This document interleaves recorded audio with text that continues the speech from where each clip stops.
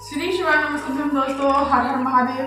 कैसे हैं आप? आशा करती हूँ सब ठीक होंगे और सुरक्षित होंगे। दोस्तों, पूज्य गुरुदेव ने बताया है कि कार्तिक मास यानी कि दामोदर मास में अगर शुक्ल पक्ष की अष्टमी हो या कृष्ण पक्ष की अष्टमी हो, इसमें अगर आप 3 समी पत्र और 1 बेलपत्र वाला उपाय करते हैं तो निश्चित ही बाबा आप हाथ पकड़कर खींचते चले जाएंगे और आपको अगले साल फिर इसी अष्टमी का इंतजार रहेगा। दोस्तों, इस बार तो सोमवार की अष्टमी भी पड़ रही है, दामोदर मास की अष्टमी पड़ रही है, साथ ही साथ सोमवार की अष्टमी पड़ रही है।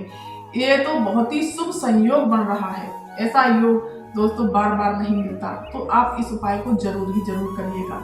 दोस्तों, पूज्य गुरुदेव कहते हैं कि इस उपाय को करने से आपके जीवन के सारे कष्ट, दुख, तकलीफ दूर हो जाएंगे।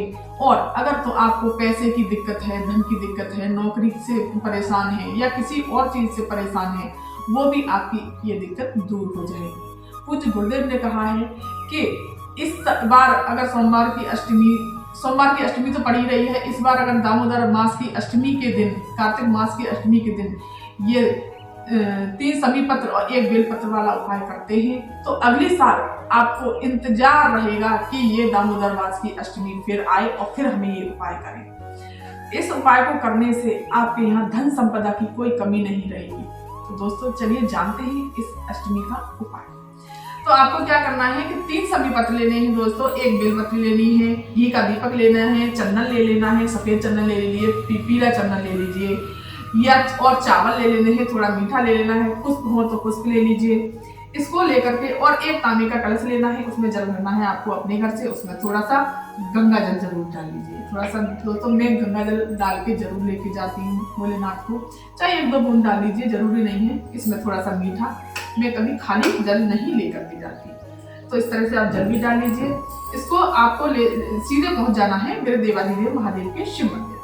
उत्तर दिशा की तरफ आपको मुंह करके खड़े हो जाना है और इस तरह से आपको जल समर्पित करना है। सबसे पहले गणेश जी के स्थान पर एक पैर आपको सीधा पैर आपको आगे रखना है, उल्टा पैर थोड़ा सा पीछे, और खड़े होकर के इस डमरू वाले शिवलिंग पर हमेशा खड़े होकर जल चढ़ाया जाता है। दोस्तों, पूज्य गुरुदेव कहते हैं कि अगर जमीन पर शिवलिंग रखा हुआ है तो वहां पर आपको बैठ के जल चढ़ाना है, और ये डमरू वाला शिवलिंग है तो वहां पर आपको खड़े होकर के जल चढ़ाना है। तो जल को आपको सबसे पहले गणेश जी के स्थान पर जल चढ़ाना है इस तरह से। तो आपको पता है ये गणेश जी का स्थान है, ये कार्तिकेय जी का स्थान है इधर वाला, और ये है माता अशोक सुंदरी का स्थान, ये है माता रानी का हस्तकमल, ये शिवलिंग तो है ही। फिर आपको कार्तिकेय जी के स्थान पर जल चढ़ाना है, फिर माता अशोक सुंदरी के स्थान पर माता पार्वती, फिर श्री शिवाय नमस्ते मंत्र का जाप करते हुए इस तरह से आपको जल समर्पित कर देना है।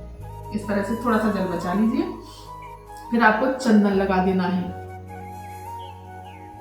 श्री शिवाय नमस्ते मंत्र का जाप करते हुए आपको चढ़ाया, आपको भगवान भोलेनाथ का कोई भी मंत्र आप जाप कर सकते हैं। ओम नमः शिवाय, षडाक्षर मंत्र, पंचाक्षर मंत्र या श्री शिवाय नमस्ते, ये मंत्र का जाप करते हुए फिर आपको थोड़ा सा चावल समर्पित कर देने हैं।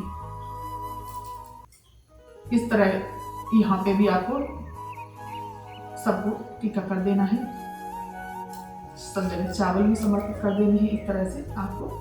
और चावल दोस्तों पूर्ण होने चाहिए, खंडित चावल नहीं होने चाहिए। भोलेनाथ को खंडित चावल नहीं चढ़ाए जाते, पूर्ण चावल। अगर आपके यहाँ खंडित चावल है तो उनको एक एक करके निकालें, लेकिन खंडित चावल नहीं चढ़ाएं, नहीं तो आपको उपाय का पूरा फल प्राप्त नहीं होगा।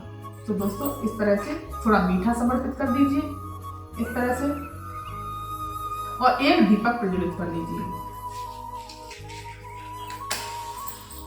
इस प्रकार से। दीपक प्रज्वलित करने के पश्चात में आपको 1 बेलपत्री ले लेनी है और 3 समी के पत्ते ले लेने हैं। आप जानते हैं कि समी के पत्ते देखो दोस्तों, बहुत सी माताएं बहनें गलती करती हैं कि समी के पत्ते ये वाली 1 पत्ती तोड़ लेती हैं, ये वाली बहुत सी इसमें से भी 1 पत्ती थी, ये नहीं, पूरा का पूरा ऐसे पूरी पत्ती होती है, ये होता है 1 समी पत्र। इस तरह से आपको 3 समी पत्र ले लेने हैं, जैसे मैंने लिए हैं। देखो पूरी पत्तियां ली हैं, इस तरह से आपको 3 समी पत्र, 1 बेलपत्र। दोस्तों, बेलपत्र खंडित नहीं होना चाहिए, समी पत्र भी खंडित नहीं, कोई भी चीज खंडित नहीं होनी चाहिए। साफ सुथरे ये लेकर के इन पर थोड़ा सा चंदन लगा लेना है, बोले गुरुदेव कहते हैं कि कभी भी बेलपत्री को खाली नहीं चढ़ाते, या चंदन लगा लीजिए, चाहे एक चावल का दाना रख लीजिए, कुछ भी रख करके, और इस तरह से आपको रख के अशोक सुंदरी माता के, और इस तरह से पकड़ना है दोस्तों, इस तरह से, ये बीच वाला भाग हमेशा ऐसी तरह से पकड़ते हैं, पूज्य गुरुदेव बताते हैं बीच वाले भाग को ही पकड़ के ये समर्पित करना चाहिए। तो अशोक सुंदरी माता के स्थान पर छुआते हुए, टच करा करके फिर शिवलिंग पर समर्पित करना है, अपनी मनोकामना बोलते हुए और चंपेश्वर महादेव का नाम लेकर के। दोस्तों शिवलिंग पर जब हम समर्पित करेंगे तो चंपेश्वर महादेव का नाम बोल करके इस तरह से आपको समर्पित कर देना है और अपनी मनोकामना बोल देनी है। और अगर नहीं भी बोलते तो दोस्तों पूज्य गुरुदेव कहते हैं कि इस उपाय को करने से धन संपदा आपके घर में बढ़ती चली जाएगी, आपको पीछे मुड़कर देखने की जरूरत नहीं पड़ेगी।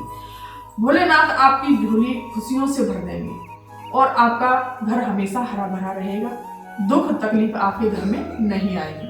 इस तरह से आपको समर्पित, थोड़ा सा जल बचा है, इसको धीरे धीरे शिवलिंग पर समर्पित कर दीजिए। श्री शिवाय नमस्ते मंत्र का जाप करते हुए, या ओम नमः शिवाय, या षडाक्षर मंत्र, कोई भी मंत्र हो, उस तरह से आपको चंपेश्वर महादेव का नाम लेकर के समर्पित कर देना है, अपनी मनोकामना बोल देनी है।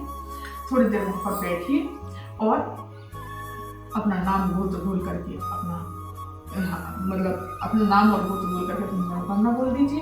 इस तरह से बैठ करके दीपक जो आपने जलाया हुआ है उससे आरती कर दीजिए। पुनः आरती करने के पश्चात फिर उनको प्रणाम करने के बाद में आप अपने घर चले आइए। तो इस तरह से आपको करना है। और ये यहाँ पे जो बेलपत्री और 3 समीपत्र समर्पित करने हैं, इसको चंपेश्वर महादेव के नाम से ही समर्पित करिएगा। गुरुदेव ने ये मथुरा की कथा में बताया है, बहुत अच्छा और अचूक उपाय। कार्तिक माह की अष्टमी, गुरुदेव ने कहा है कार्तिक माह की या तो कृष्ण पक्ष की अष्टमी हो या शुक्ल पक्ष की अष्टमी हो, किसी भी अष्टमी पे चढ़ा सकते हैं, लेकिन इस बार की अष्टमी तो बहुत ही सुंदर पड़ रही है, सोमवार की अष्टमी, जिस दिन भगवान भोलेनाथ का माता पार्वती का मिलन हुआ था। और इस बार तो कार्तिक मास की अष्टमी बहुत ही प्यारी और सुंदर है, तो इस बार को आप जरूर ही जरूर करिए। तो दोस्तों ये थी जानकारी आज की। अगर ये जानकारी आपको पसंद आई हो तो चैनल को सब्सक्राइब कर दीजिए, वीडियो को लाइक कर दीजिए और कमेंट में श्री शिवाय नमस्ते अवश्य लिखिएगा। अगर कोई भगवान का प्यारा सा नाम कुछ और लिखना चाहते हैं तो वो भी धन्यवाद।